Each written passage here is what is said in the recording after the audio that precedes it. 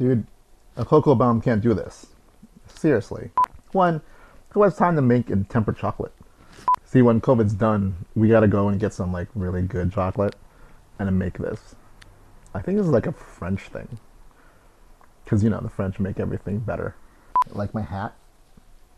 Hey kids, Rich here from the Castles, Capes, and Clones podcast.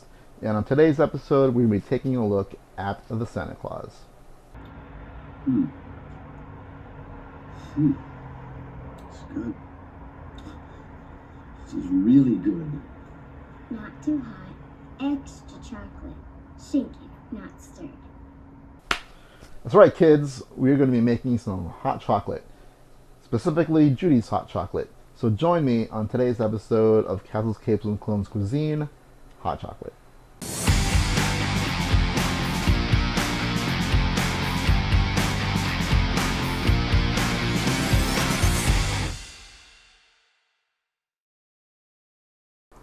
So, in that clip, we see Judy talking about how she shakes it, not stirs, like the whole James Bond thing. I do have to throw that out because really, you're heating up dairy, you're heating up chocolate. You can't really shake that into existence to mix it all together. So we will be doing some stirring. But, she has elf magic, and maybe she has a magic elf shaker that heats anyway. This hot chocolate is inspired by a trip to Epcot last year, before the bad times of 2020. They were having their food and wine festival, and at one of the spots over in the land, there was a drinking chocolate car. And over at the land in Epcot, there was a booth that had like a drinking chocolate. I totally forgot to go. I remember marking it, going like, "Oh, we gotta try this," but it was a busy day. We had a lot of stuff going on.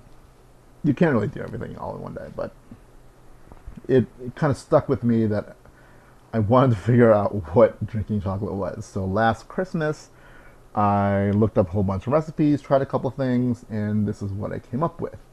Now, of course, you can make your typical hot cocoa, get some cocoa powder, warm, boiled water, or heated up water or milk, and Bob's your uncle.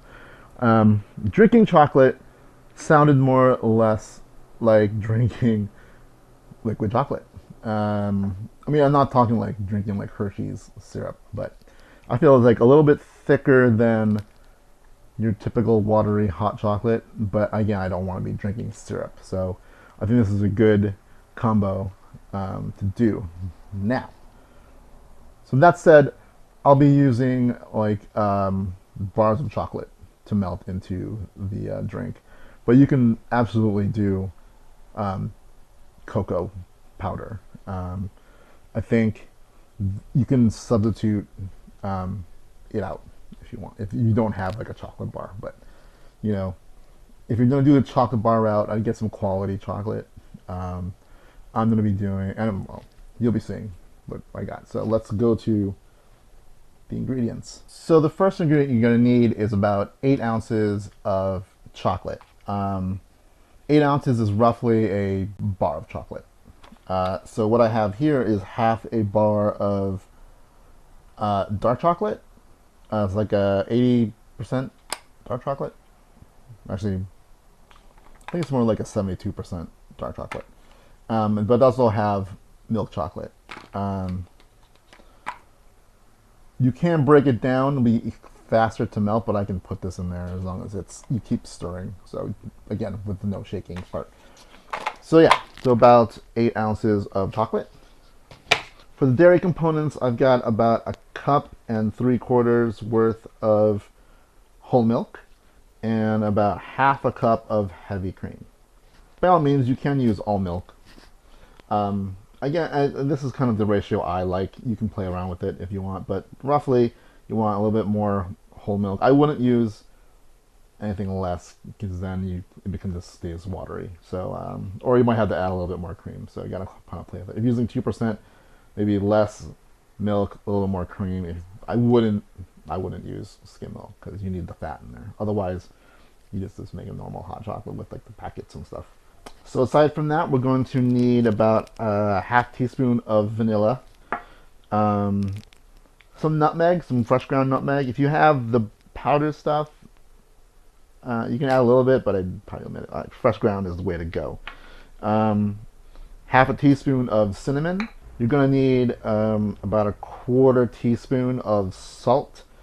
I'm using a kind of fine sea salt. I probably wouldn't use kosher. If you're using table salt, if you absolutely have to use table salt, I probably do about an eighth.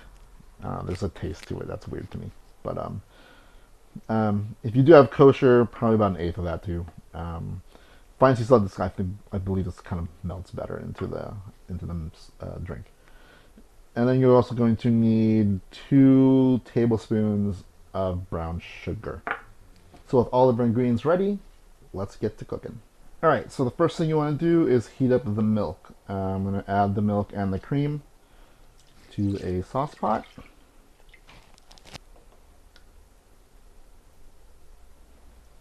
We're going to kind of do this on a medium to medium low setting because you don't want to scorch anything.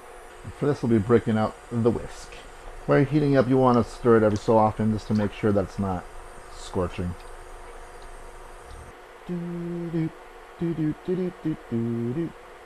Ba-dum-bum-bum.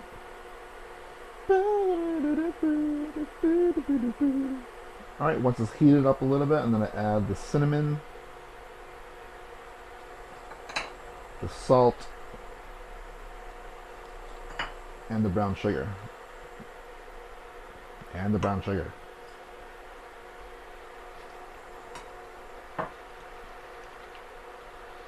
Mix it in, gives it a little time to blend in.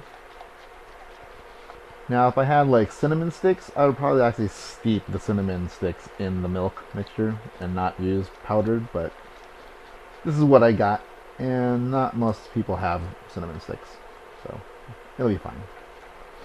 You can omit the cinnamon. I think I added it just because I kind of like that kind of cinnamon flavor in my chocolate.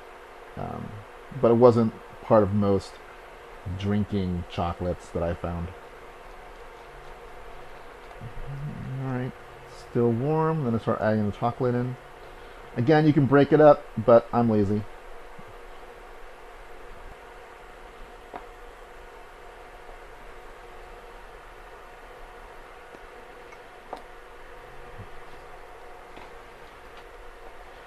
Now, if you're not a dark chocolate fan, you can certainly use all milk chocolate, but even cocoa powder is kind of mostly dark chocolate.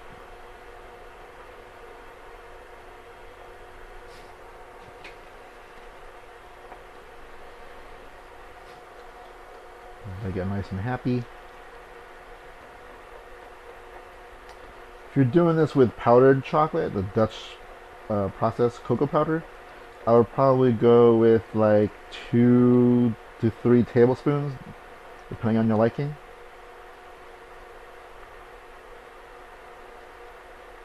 Alright, I'm going to take down the heat a little bit to like low and let this kind of chill out, and then add the vanilla. Like I said, about half a teaspoon, which to me is about a capful. Mix that in. You can smell the chocolate in the air. Give it a taste. Be careful, it's hot. And that is perfect. So now I'm going to add, and this is totally optional, again, some fresh ground nutmeg. For some reason, it always tastes a little bit more like the holidays.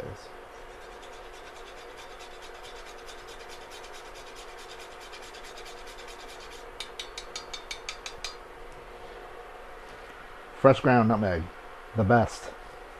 Now it smells like Christmas.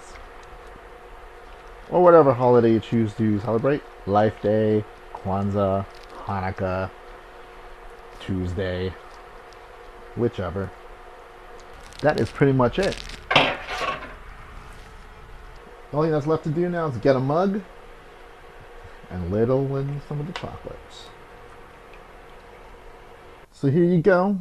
hot chocolate. Now, if you had some whipped cream, some marshmallows, both, that would be the time to add it, mix it in, do whatever you need. Maybe top it with some grated chocolate also. So there you go. This is Judy's hot chocolate from the Santa Claus, which really is my hot chocolate from Santa Claus, or my hot chocolate based on them. So this is my hot chocolate that I got inspired by from Disney's The Santa Claus. I'm Rich, and this has been Castles, Capes, and Clones Cuisine.